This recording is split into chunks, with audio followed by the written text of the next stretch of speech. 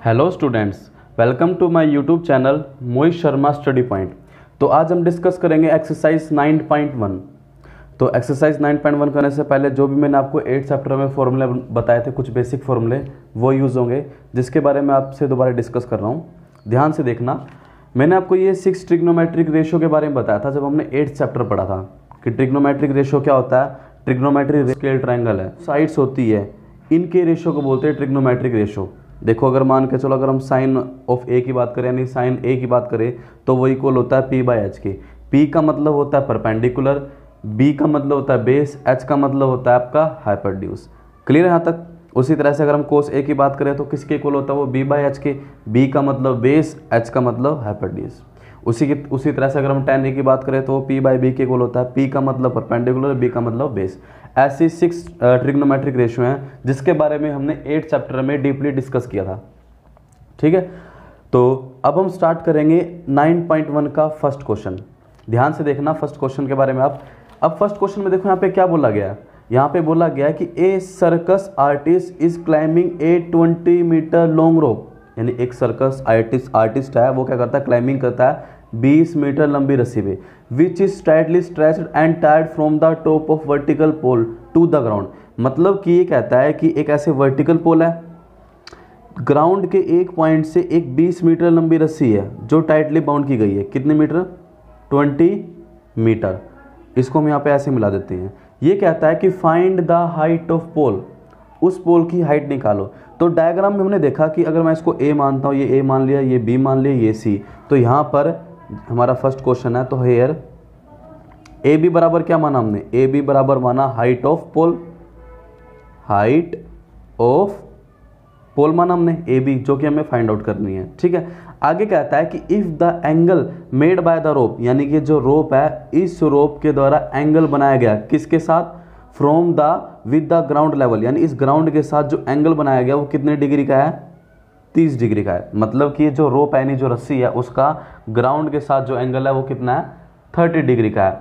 तो find the height of पोल, ये हमें हाइट निकालनी है। ठीक है, यहाँ पे आपको ये इमेज क्लियर होगी। अब देखो यहाँ पे इस फिगर में ध्यान से देखना आप, इस ट्रायंगल में, इन ट्रायंगल ए बी सी, मैंने ए बी सी ट्रायंगल लिया। अब यहाँ पे आप लोगों ने ध्यान दिया होगा कि दो चीज़ के बारे में हमें डिस्कस करना है। सबसे पहले वो चीज़ लेके चलेंगे हम कि जो हमें निकालनी है, और एक साइड वो लेके चलेंगे जिसके बारे में हमें पता है। देखो, हमें ये वाली साइड निकालनी है और इस साइड के बारे में हमें पता है। ये वाली साइड हमें निकालनी है, उस साइड के बारे में हमें पता है। तो यहाँ तक करेंगे। देखो, ये वाली साइड ले लेते हैं यानी कि ए बी, ये वाली साइड ले लेते हैं यानी कि ए सी। तो in triangle A B C, A B बटे ए सी। अब ध्यान से देखना, ये P होता है, ये H होता है, ये आपका P होता है, ये H होता है और ये B होता है ना। तो P बटे H तो किसके इक्वल होता है? वो तो इक्वल होता है। देखो, P बटे H किसके इक्वल होता है? साइन ए के।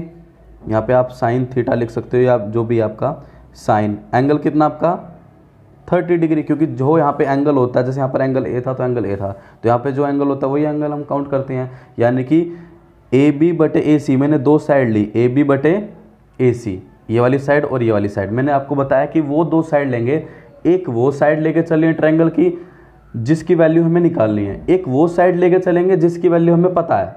तो इन दोनों के बारे में बात करेंगे, इसको हम छोड़ देंगे। तो यहाँ पर ए बी बटे ए सी किया। अब ये किसके इक्वल होना चाहिए? तो हम यूज़ करेंगे ट्रिग्नोमेट्रिक रेशियो का। तो ट्रिग्नोमेट्रिक रेशियो में हम जानते हैं, हमने ए बी का मतलब पी है, ए सी का मतलब एच है, यानी ये क्या है? एक तरह का पी बटे एच है ना आपका, और पी बटे एच किसके इक्वल होता है? साइन ए के। तो साइन ए का मतलब है ये वाला एंगल, और ये वाला एंगल कितना आपका? 30 डिग्री। क्लियर है यहाँ तक? अब यहाँ पे जो मैंने आपको टेबल बताई थी, ध्यान से देखना। तो यहाँ पे मैं क्या करना है? साइन 30 का मान पुट करना है। तो मैंने आपको 8.2 में एक टेबल के बारे में बताया था, ट्रिग्नोमेट्रिक टेबल। ये आपकी टेबल है, ठीक है ना। ये टेबल आपको 8.2 में मिल जाएगी 8th चैप्टर में। ध्यान से देखना, यहाँ पर क्या है, अब साइन 30 की वैल्यू पुट करनी है हमें। तो साइन 30 पे देखो, साइन वाली लाइन में देखो, 30 डिग्री पे एंगल कितना आपका? 1/2। तो साइन 30 का मान कितना मिल गया? 1/2। तो यहाँ से आपका ए बी बटे ए सी किसके इक्वल आ जाएगा? 1/2 के इक्वल आ जाएगा। अब ए बी का मान तो हमें निकालना है, ए सी का मान कितना आपका? 20 मीटर इज इक्वल टू 1/2 हो जाएगा। तो यहाँ से ए बी बराबर कितना आ जाएगा? 20/2 मीटर, यानी कैंसिल करेंगे तो कितना आ जाएगा? 10 मीटर। तो हमने देखो ए बी को क्या माना था, हाइट ऑफ पोल, तो हाइट ऑफ पोल कितनी आ जाएगी आपकी, height of pole is equal to 10 metre. और ये आपका फर्स्ट क्वेश्चन कंप्लीट हुआ। बिल्कुल सिंपल मेथड है। देखो यहाँ पे एक दोबारा रिपीट करता हूँ मैं, यहाँ पे बोला गया था कि भाई, यहाँ पे बोला गया था कि एक सर्कस आर्टिस्ट है, क्लाइंबिंग करता है 20 मीटर लॉन्ग रोप पे। तो मान लेते हैं, देखो रस्सी तो आपकी बिल्कुल ऐसी होगी, क्लाइंबिंग कर रहा है, तो मान लेते हैं 20 मीटर आपका ये रहा। किस पे करता है, जो टाइटली स्ट्रेच होता है, मतलब बंधी होती है यहाँ से, and tied from the top of vertical pole, एक वर्टिकल पोल है उसके साथ बंधी होती है। एक पॉइंट यहाँ पर है और एक पॉइंट ग्राउंड के साथ है, टू द ग्राउंड। कहता है फाइंड द हाइट ऑफ पोल, यानी कि ये जो ए बी मैंने पोल माना है इसकी हमें हाइट निकालनी है। ये कहता है कि अगर if the angle made by the rope, ये आपकी रोप है, angle made by the rope with the ground के साथ जो एंगल है वो कितना है, 30 डिग्री। अगर 30 डिग्री एंगल है तो बताओ उस पोल की हाइट क्या होगी। तो जो चीज़ निकालनी होती है इसको हम सबसे पहले डिफाइन कर दें कि ए बी बराबर क्या, मेरा हाइट ऑफ पोल। यहाँ पे कौन सा ट्रायंगल लिया मैंने, ए बी सी, तो इन ट्रायंगल ए बी सी। अब यहाँ पर सिर्फ एक चीज़ का नोटिस करना है और पूरी एक्सरसाइज में इसी बात का ध्यान रखना है कि हमें क्या करना है कि जो साइड हमें गिवन है वो साइड लेनी है और जिस साइड की हमें वैल्यू निकालनी है वो लेनी है। जैसे यहाँ पर क्या है, ये वाली साइड की हमें वैल्यू निकालनी है और इस साइड की वैल्यू हमें गिवन है, तो सिर्फ ये दो साइड की हम बात करेंगे, तीसरी को एलिमिनेट कर देंगे, छोड़ देंगे। तो ए बी बटे मैंने ए सी किया। अब बात आती है ए बी बटे ए सी होता किसके इक्वल है, तो यहाँ से हमें पता है ए बी को हम पी बोलते हैं, ए सी यहाँ पर क्या है, एच है, तो पी बटे एच। तो पी बटे एच के लिए 8.1 के फॉर्मूले यूज़ करेंगे आपके ये वाले। पी बटे एच किसके इक्वल होता है, साइन है, तो साइन, अब ए क्या है, ए होता है ये वाला एंगल यानी कि 30 डिग्री, क्योंकि यहाँ पर ए था तो हमने ए लिया, यहाँ पे 30 डिग्री है तो 30 डिग्री ले लेंगे। क्लियर है, तो ये आपका फर्स्ट क्वेश्चन कंप्लीट हुआ। अब हम स्टार्ट करेंगे अपना नेक्स्ट क्वेश्चन सेकंड। तो देखो आपका ये सेकंड क्वेश्चन है। अब यहाँ पे देखो क्या लिखा हुआ है, a tree break due to storm and broken parts bent so that the top of tree touch the ground making an angle of 30 degree with it। मतलब कि देखो मैं ऐसे बना लेता हूँ, ये एक ट्री है, ये डॉटेड मतलब कि ये टूटा हुआ पार्ट है और ये ऐसे करके पूरा का पूरा ट्री है। मतलब ये किसको रिप्रेजेंट कर रहा है, ट्री को, ए बी सी। अब इसने बोला है कि जो टूटा हुआ पार्ट है, यानी कि ये जो मतलब कि तूफान की वजह से, स्टॉर्म की वजह से ये जो पार्ट है ट्री का, कुछ पार्ट ये टूट जाता है, तो मैंने इसको डॉटेड से डिनोट कर दिया। तो टूटा हुआ पार्ट है ये बैंड हो जाता है, ठीक है, और टच करता है ग्राउंड को। मतलब कि ये जो पार्ट है ये ऐसे करके ग्राउंड को टच करने लग जाता है। यही वाला पार्ट, मतलब जितनी लेंथ ए बी उतनी लेंथ बी सी, इसको मान लेते हैं डी, टच करता है। और कितने एंगल के साथ टच करता है, 30 डिग्री एंगल के साथ टच करता है। तो ये कहता है distance between the foot of tree to the point where the top touch the ground is 8 metre. अब ये कहता है कि जो ट्री का फुट ऑफ पॉइंट है, मतलब कि जो सबसे नीचे वाला हिस्सा है ये, और जिस पॉइंट पे जो टूटा हुआ पार्ट है टच कर रहा है ग्राउंड को, उसके बीच की दूरी कितनी है, 8 मीटर।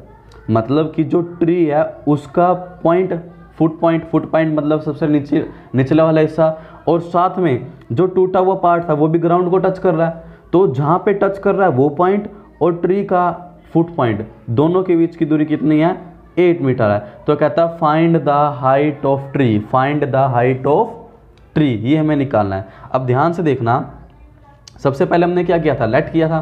क्या लेट किया था कि जो ए सी है वो क्या है मेरे पास, हाइट ऑफ ट्री है। ए सी क्या आपकी हाइट ऑफ ट्री, बट ए सी बराबर तो किसके इक्वल है, ए सी बराबर तो है आपका A B plus B C, A B plus B C, तभी तो ए सी के इक्वल आएगा। क्लियर है यहाँ तक। अब एक बात का ध्यान देना, ए बी किसके इक्वल होगा, बी डी के, प्लस बी सी। यहाँ पे दिखा देना अलग से कि ए बी बराबर क्या है, बी डी है, ठीक है ना, अकॉर्डिंग टू क्वेश्चन के अकॉर्डिंग जितना ए बी होगा उतना ही क्या होगा आपका, बी डी होगा। क्योंकि क्वेश्चन में बोला गया था कि ये जो ट्री का टूटा हुआ पार्ट है टच करता है भूमि को ऐसे, ठीक है ना, तो यहाँ पर जितनी ये लेंथ होगी उतनी ये लेंथ होगी। क्लियर है यहाँ तक। तो यहाँ पर अब लेंगे इन ट्रायंगल, कौन सा ट्रायंगल लेंगे, बी सी डी, क्योंकि राइट एंगल ट्रायंगल तो ये है ना, बी सी डी। अभी मैंने आपको लास्ट क्वेश्चन में भी बताया था कि हमें दो साइड्स लेनी होती है, एक वो साइड लेनी है जिसकी वैल्यू हमें निकालनी है और एक वो साइड लेनी है जिसकी वैल्यू हमें गिवन है। तो आपने देखा ए सी हमें निकालना है, हाइट ऑफ ट्री। ए सी के लिए हमें दो चीज़ चाहिए, ए बी भी चाहिए, बी सी। तो यहाँ से हमें पता लगा हमें बी डी भी चाहिए और बी सी भी चाहिए। तो सबसे पहले बी सी निकाल देते हैं, यानी एक तो लेनी पड़ेगी बी सी साइड। दूसरी क्या गिवन है मेरे को, सी डी, तो बी सी बटे सी डी। अब बी सी मेरा परपेंडिकुलर है, सी डी मेरा क्या है, बेस, यानी पी बाई बी का हम फॉर्मूला यूज़ कर रहे हैं। और पी बाई बी का फॉर्मूला देखो क्या है, पी बाई बी का फॉर्मूला होता है tan a, तो tan a का मान कितना मिल गया 30 डिग्री, तो कितना मिल गया tan 30। अब यहाँ पे ध्यान देना कि BC का मान तो हमें नहीं पता, CD का मान कितना है 8, क्वेश्चन बोल दिया CD कितना आपका 8, tan 30 का मान आपको इस टेबल से मिल जाएगा। tan 30 किसके इक्वल होता है, 1/√3 के इक्वल होता है, तो यहाँ पे मान आ जाएगा आपका 1/√3।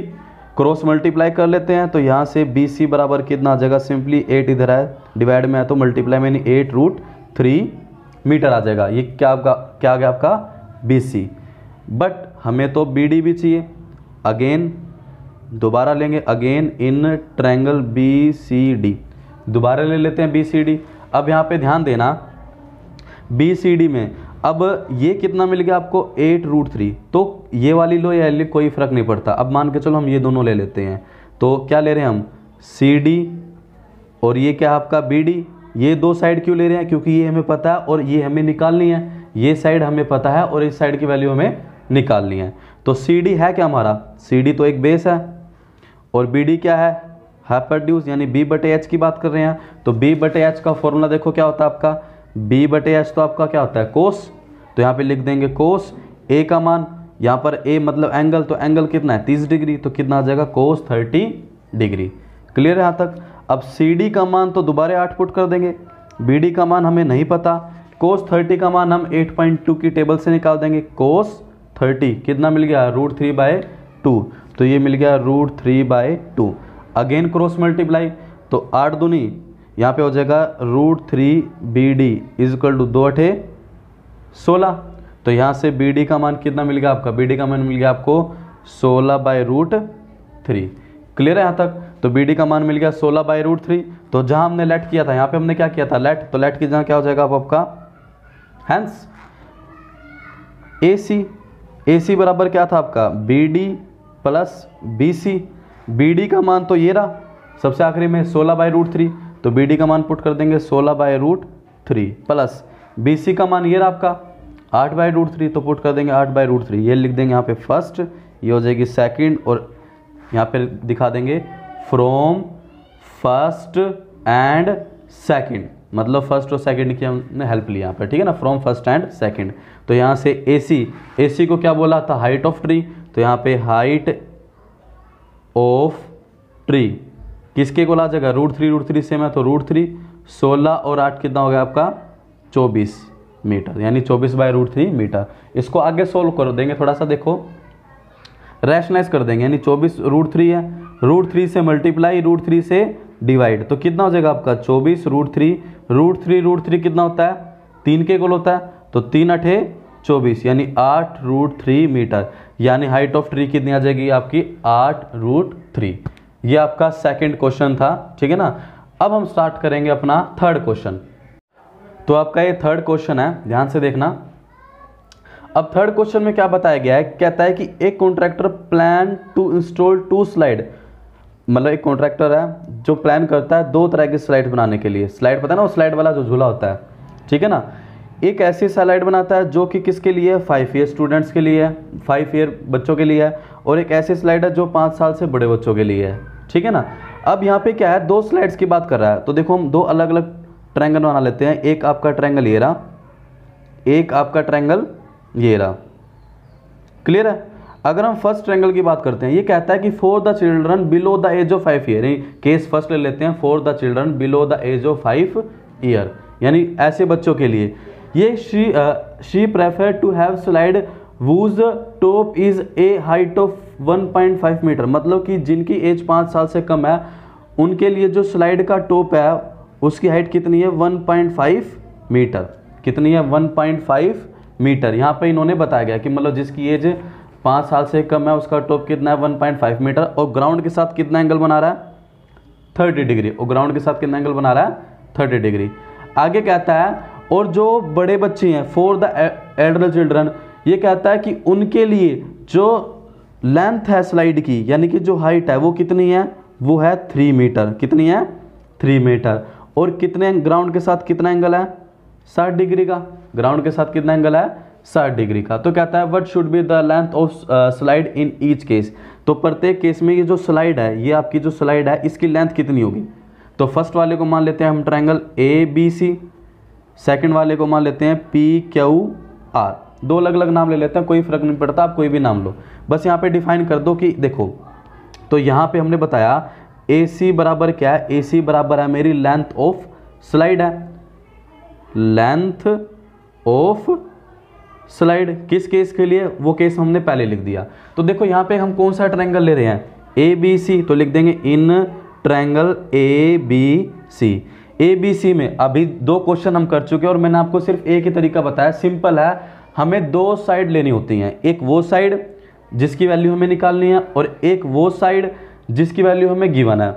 तो हमें ये वाली वैल्यू निकालनी है, ये चीज़ हमें गिवन है, तो दोनों ले लेते हैं। तो ये क्या है आपकी BC और ये क्या आपका AC इजकल टू, BC है क्या आपका, ये क्या होता है परपेंडिकुलर, ये हमेशा क्या होता है परपेंडिकुलर, ये बेस और ये हाइपोटेन्यूज, तो ये आपका परपेंडिकुलर है और ये आपका हाइपोटेन्यूज है, यानी P/H की बात कर रहे हैं यहाँ पर। और अगर हम P/H की बात कर रहे हैं तो P/H का फॉर्मूला देखो क्या होता है आपका साइन है, तो यहाँ पे साइन A की जगह एंगल कितना आपका 30 डिग्री, क्लियर है यहाँ तक। अब देखो साइन 30 पे मान कितना आपका 1/2, तो ये वैल्यू भी पुट कर देंगे, तो यहाँ से इसका मान तो आ गया आपका 1/2, BC का मान कितना है 1.5, AC का मान हमें नहीं पता जो कि हमें निकालना है, क्रॉस मल्टीप्लाई करेंगे तो 1.5 को 2 से करेंगे तो AC बराबर हो जाएगा 1.5 × 2 यानी कि 3.0 मीटर, क्लियर है। और AC क्या थी लेंथ ऑफ स्लाइड, तो लेंथ ऑफ स्लाइड कितनी हो जाएगी आपकी, लेंथ ऑफ स्लाइड कितनी हो जाएगी आपकी 3 मीटर, किस केस के लिए 5 ईयर, मतलब कि वो बच्चे जिनकी एज 5 साल से छोटी है उनके लिए लेंथ ऑफ स्लाइड कितनी आ जाएगी आपकी 3 मीटर। अब दूसरा केस लेके यहाँ पे लेके चलते हैं फॉर द एल्डर चिल्ड्रन, मतलब बड़े बच्चों के लिए, तो बड़े बच्चों के लिए भी यहाँ पर PR है क्या आपका, तो हेयर बता देते हैं PR है आपका लेंथ ऑफ स्लाइड है, यहाँ पर भी लेंथ ऑफ स्लाइड है, ठीक है ना।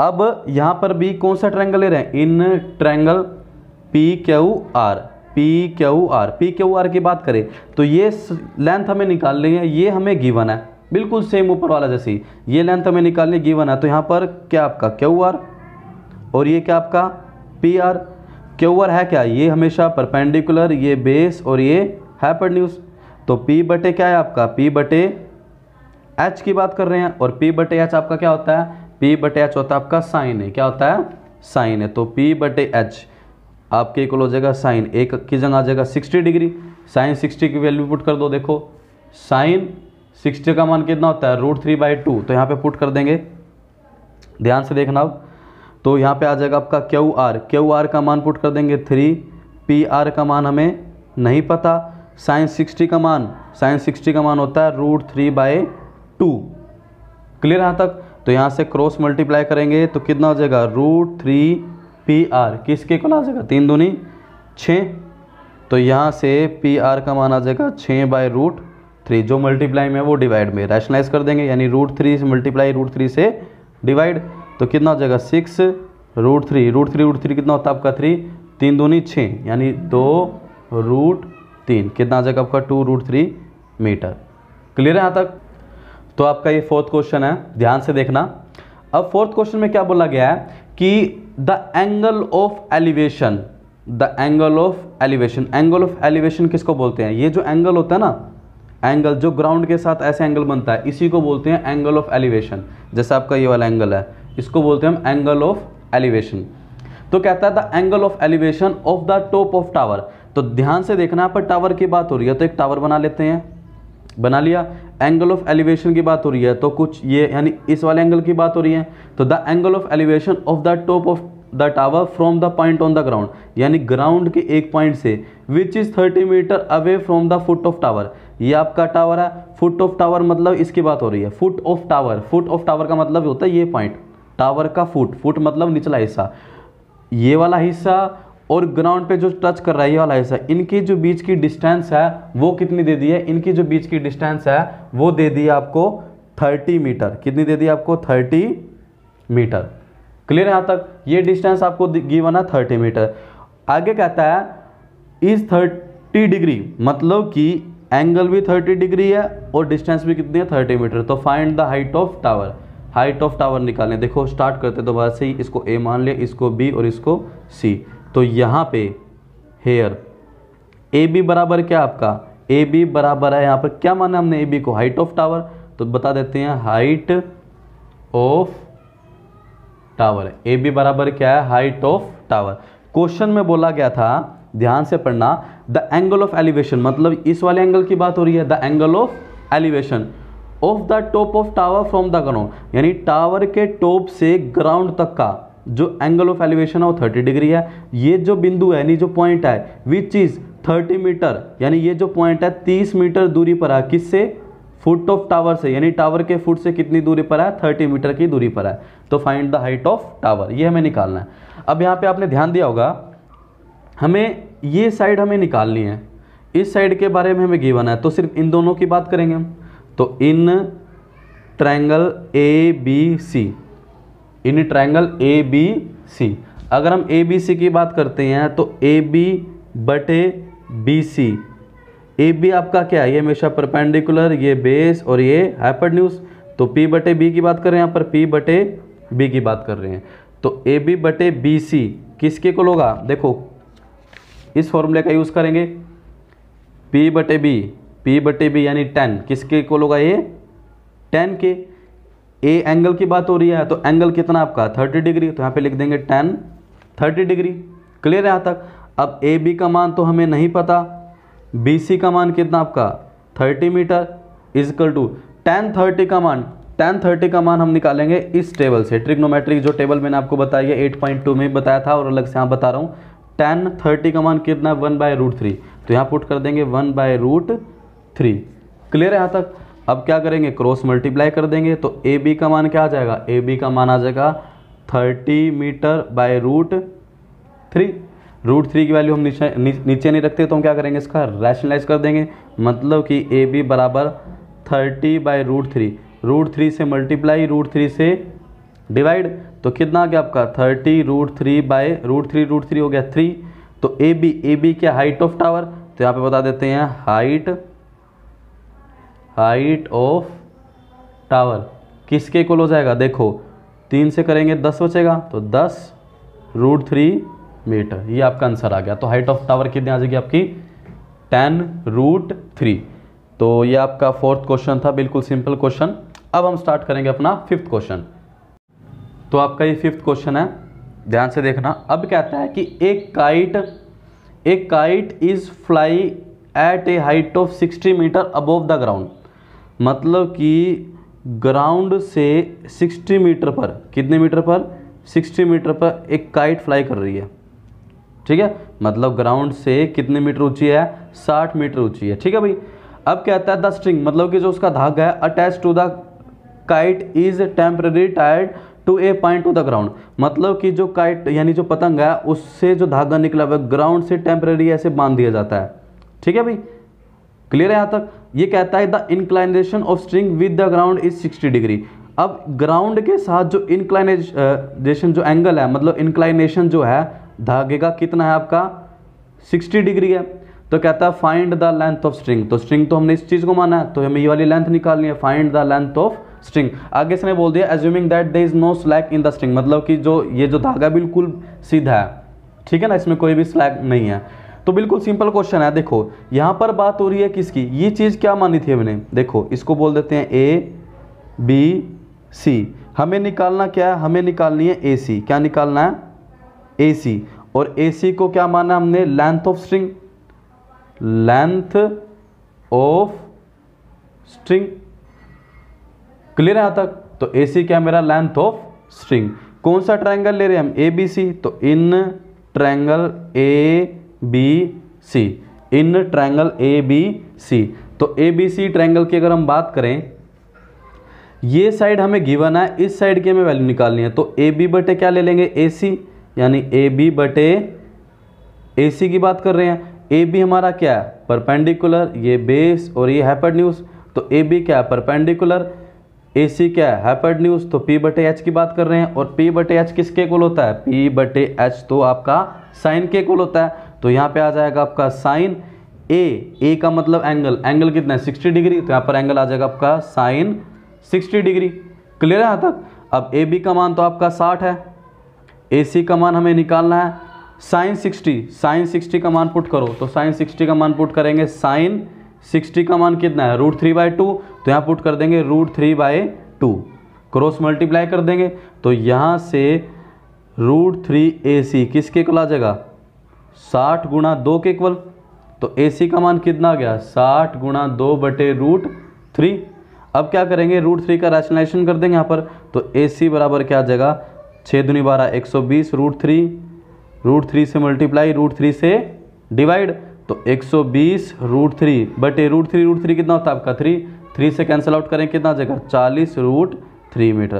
तो AC आपका क्या था लेंथ ऑफ स्ट्रिंग, तो लेंथ ऑफ स्ट्रिंग कितनी होगी, लेंथ ऑफ स्ट्रिंग किसके इक्वल आ जाएगा आपका, लेंथ ऑफ स्ट्रिंग इक्वल आ जाएगा 40 √3 मीटर के इक्वल है।